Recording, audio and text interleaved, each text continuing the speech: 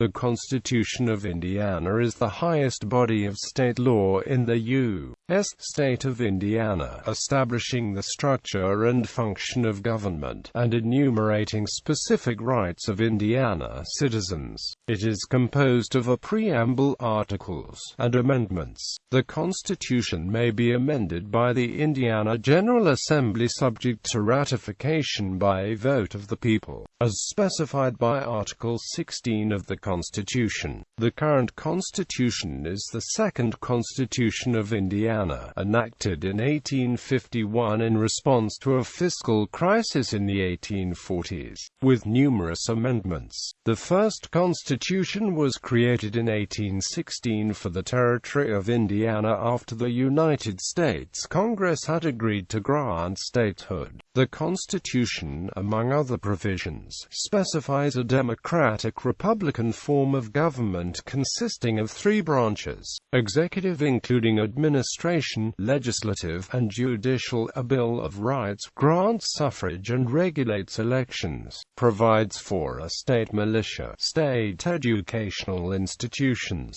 and sets limits on government indebtedness. Under the principles of federalism, the Indiana Constitution is subordinate only to the U.S. Constitution and federal law. Constitution of 1816. On May 6, 1816, the United States Congress passed an enabling act granting Indiana permission to form a government and join the Union as a state. Slavery in Indiana was a major issue in the territory in those days, and the abolitionists had been preparing for statehood with hope of instituting a constitutional ban on slavery. The territory of Indiana had previously been governed by the laws of Indiana Territory 1801 to 1809. Constitutional Convention. A delegation of 43 men representing the population of Indiana's counties met at convention in Corydon, the territorial capital, to write a constitution for the state.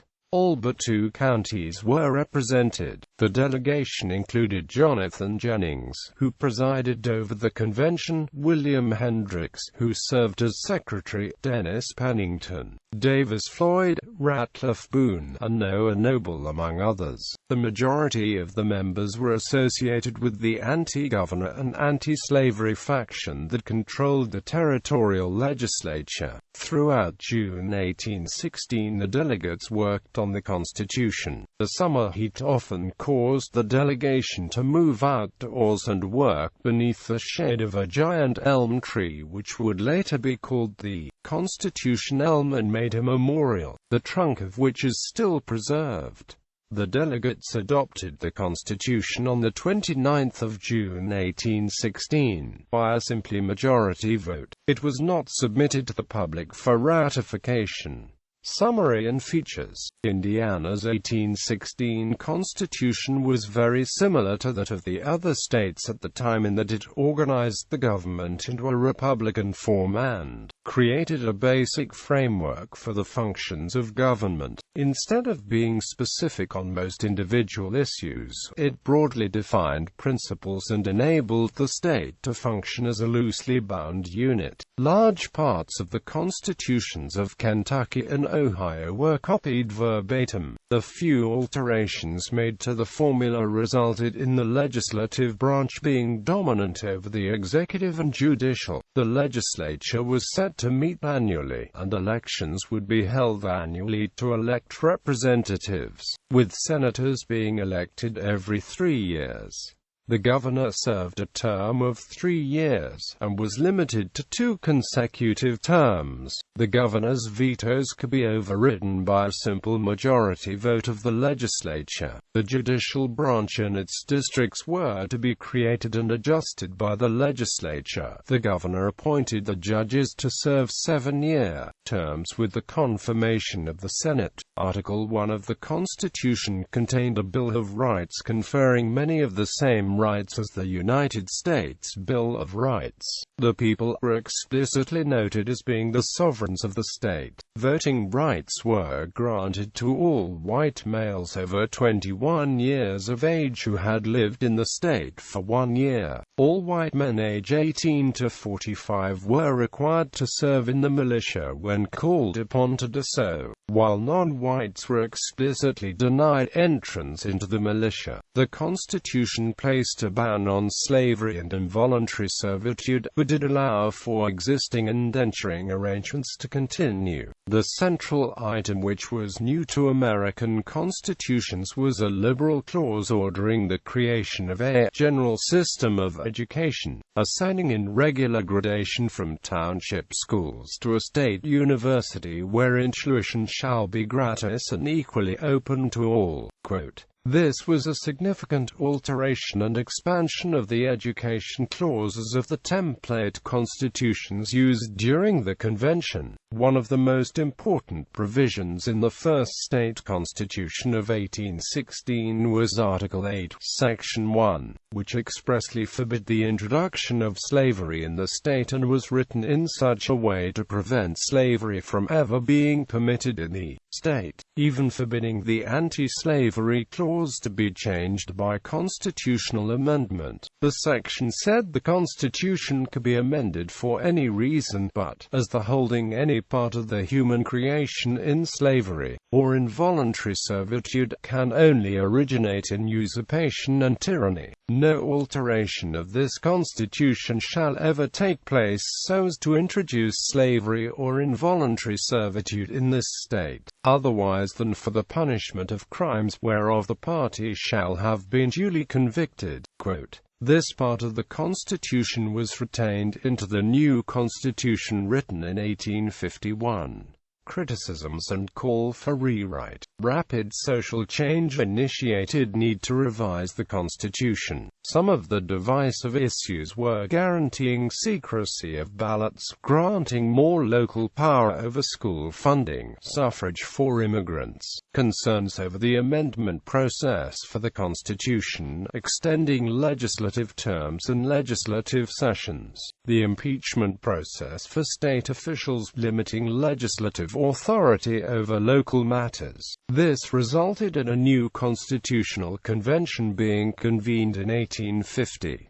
Constitution of 1851. In the 1840s, a crisis in the state due to overspending caused the state to become insolvent. The situation, and the call for constitutional change to prevent a reoccurrence of the events, finally made the idea of a new constitution popular among the public. In response to the growing criticism, a constitutional referendum was held in 1850, 2 years before the required 12-year referendum. The vote came out 81,504 and 57,418 against reforming the Constitution. That year the Indiana General Assembly passed legislation to provide for the election of 150 delegates, with representation from each county and apportioned according to the district makeup of the state, to be elected to attend a convention to write a new state constitution. Constitutional Convention. The 150 delegates were elected in the 1850 election and the convention was convened in the Hall of Representatives at the State House in Indianapolis,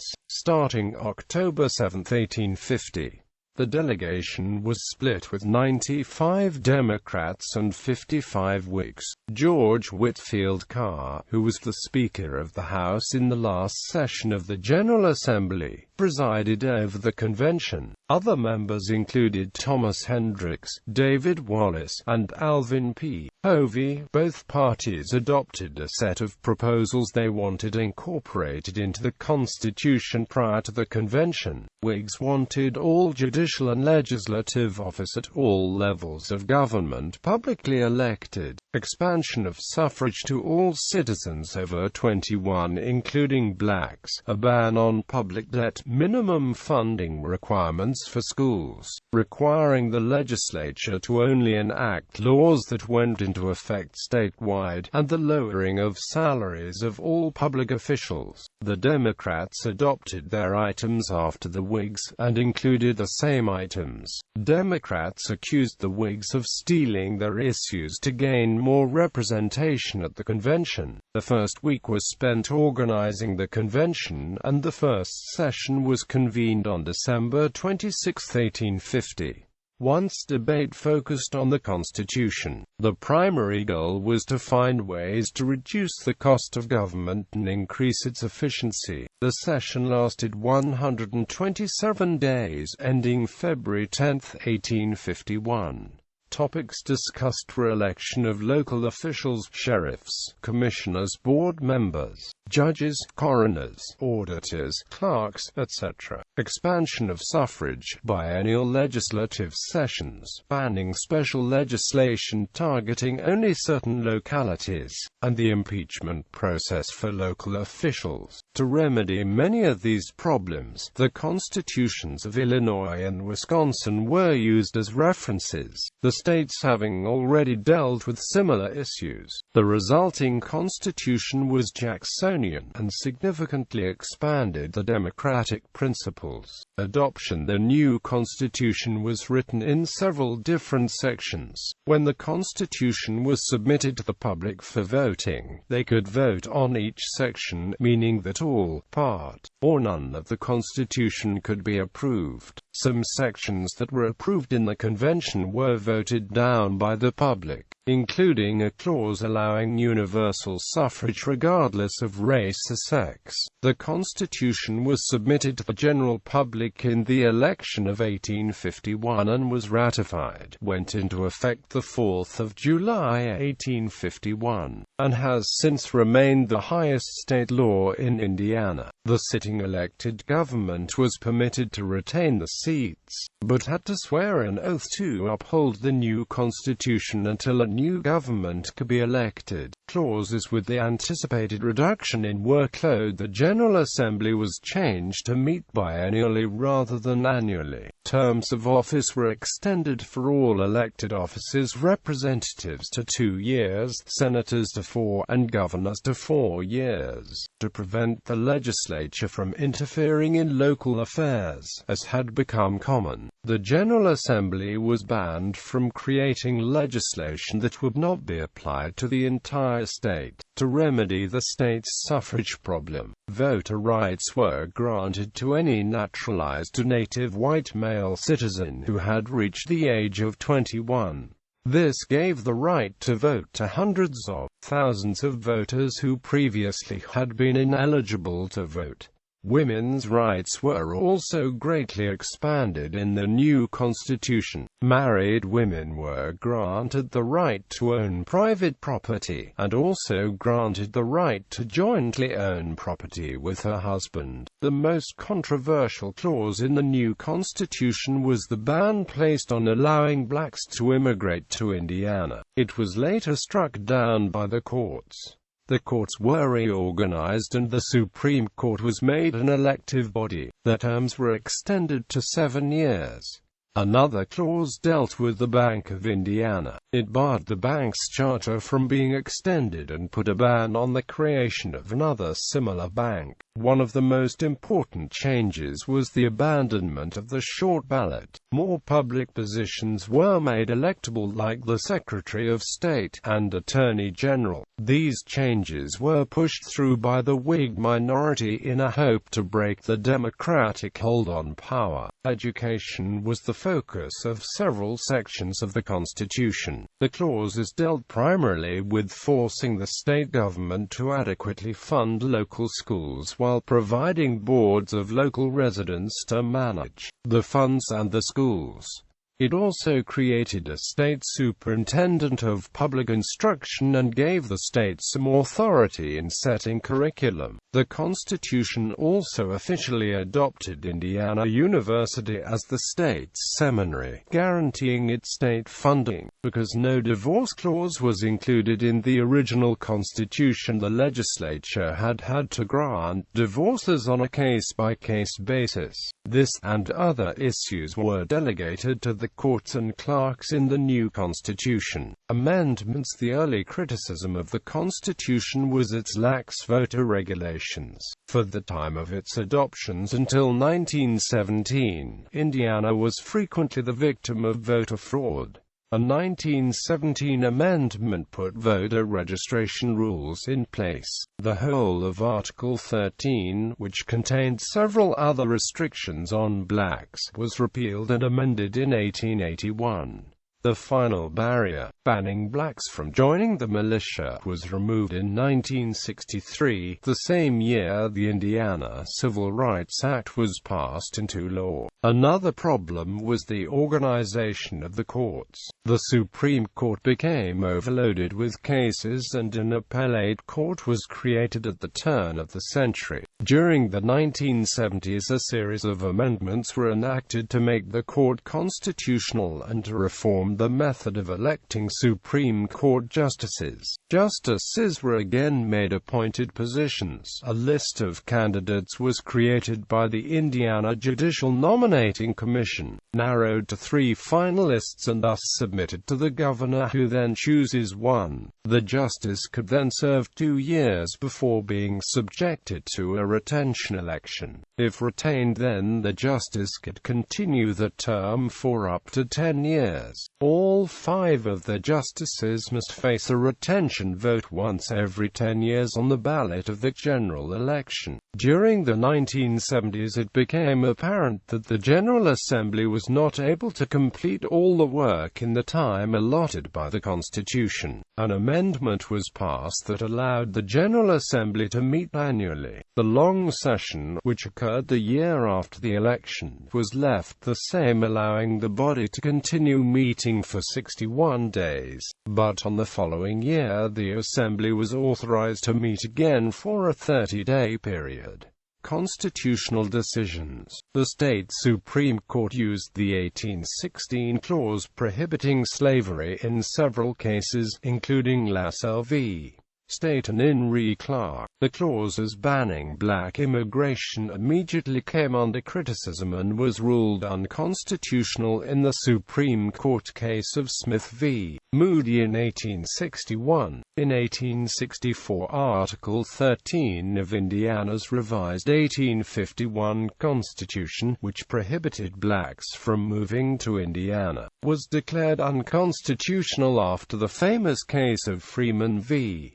Robinson. Current Constitution. Preamble. The changes and the concerns in society can be noted by the comparison of the preambles in the original 1816 Constitution and the current Constitution. The preamble to the original 1816 Constitution read, "The preamble of the current Constitution reads, Articles." The Constitution consists of a preamble and 16 articles.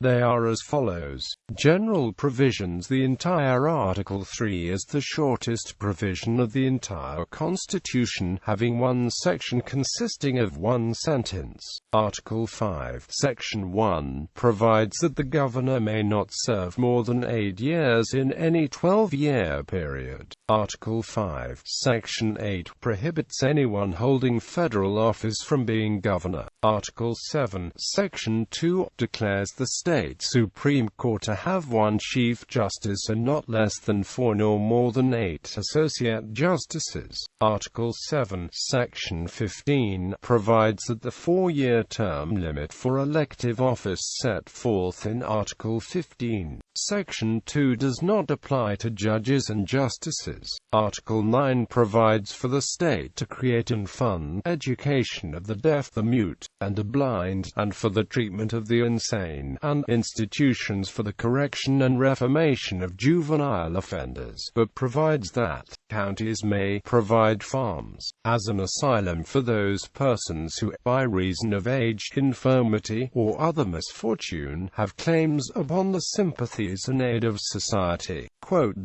Article 12, Section 1, declares the militia to be all persons over the age of 17 years, except those persons who may be exempted by the laws of the United States, or of this state. Article 13 currently only has one section, limiting indebtedness of municipal corporations to 2% of the property tax base except in the event of a war or certain other defined emergencies, if requested by petition of certain property owners in the area. Article 15, Section 2, provides for creation by law of officers not defined by the Constitution, and where someone is appointed, may be for a term at the pleasure of the appointing authority, but elected officers may not have a term longer than 4 years. Article 15, Section 7, prohibits making any county less than 400 square miles or reducing the size of any existing county which is smaller than this.